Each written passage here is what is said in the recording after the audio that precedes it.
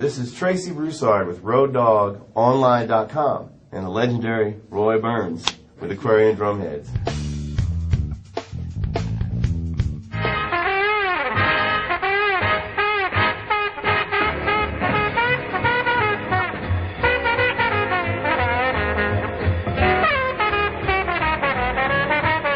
The tours that I did with Benny's band and Lionel Hampton's band were by bus.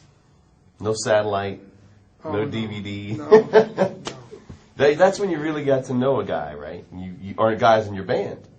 Well, you got to know each other pretty well. I think what I remember most was New York City at the time I got there in the late 50s. It was a hotbed of drummers. You could go out to 6 or 7 nightclubs any night of the week for very little money and see Buddy Rich, Louis Bellson, Max Roach, Art Blakey, Philly Joe Jones, Joe Morello. I mean, all these great drummers are working all the time. There were 2 or 3 great guys in town every night. That must have been amazing. Oh, you just went from one club to the next, and it was like taking a free music lesson. I mean, it costed $2 or $3 to get in. You could stay for as long as you wanted, buy a couple of beers, and you couldn't go to a better university than seeing those guys play in person up close. Not like a concert. Right. You could be sitting 10 Just feet a from small the, room, right? Right, just clubs. You'd be sitting 10 feet from the drum set. And you could feel what was happening. I remember seeing Count Basie at Birdland.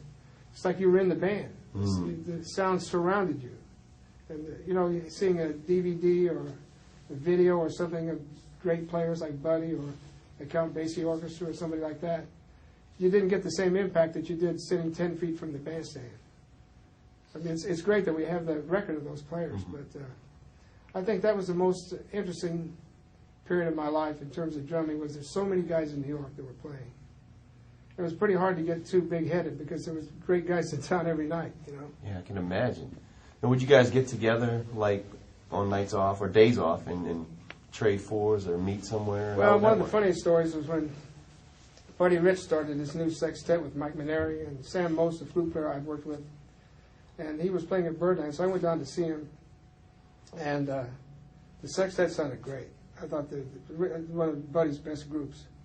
So the next day I met Henry Adlers, who was a friend of Buddy's from childhood. And I was waiting to give some guy a drum lesson. And these 3 or 4 guys were standing around and said, "Did you hear Buddy Rich last night?" I said, "Yeah, I heard." He said, "Wasn't that terrible?" I said, "Yeah, old-fashioned boom, boom, boom on the bass drum. Can't swing a leg. Worst drumming I ever heard. Loud, bad taste, unmusical." I'm thinking, did they hear the same group I heard? I couldn't believe it. Then Buddy walked in. The same guy said, "Hey, Buddy, man, you sounded great last night, man. You were really smoking." No. So I realized, I said, everybody's brave till the man's in the room. Mm-hmm. And drummers will talk, It's like the joke about the guy that graduated from Berkeley. And he had got an A in every course. He couldn't get a job. So a friend of his in Germany said, "Come on over here. I've got a lot of contacts. I can get you some work in Europe." So he gets him to do a film score for a video. He starts writing charts for the big band out of Belgium. He sings on a record, gets a hit record, comes back to Boston 2 years later and runs into an old friend of his. The guy says, "Where you been?" He said, "Well, I've been in Europe. Didn't you hear about it?" He said, "No, I didn't hear anything." Oh, he said, "Well, I had a hit record. I sang, so I didn't hear anything about that." He said, "Well, what about the musical score I did for the film and things like that?" He says, "No, I didn't hear anything." He said, "What have you been doing since you've been back?" He said, "Well, I went down and sat in with Joe Price's big band last night, and I was a little rusty. I really didn't play too well." He says, "Oh, I heard about that." Oh, yeah. So it's a negative.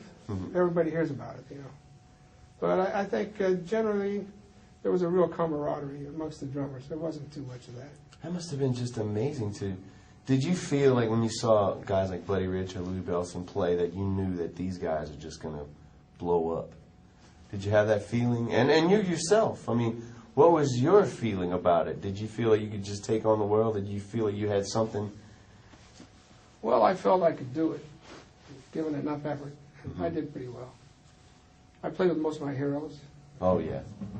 Which was great. I caught the tail end of the big band era. I did a lot of studio work. You played on Sing Sing Sing, right? Yeah. I played that song, countless times in high school and stuff, and to think that I'm sitting here with you, and you play on that. And you probably hear that in the most random places, don't you? What you hear on television, they reissued the recording I did about 10 different times.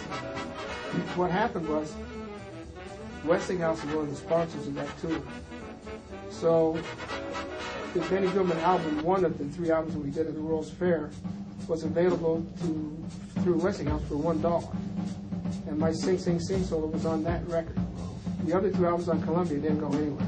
But the one for $1, it was cheap, sold like crazy. Yeah. So that's actually what got my name out there. I was very fortunate. And sometimes it's good to be in the right place at the right time.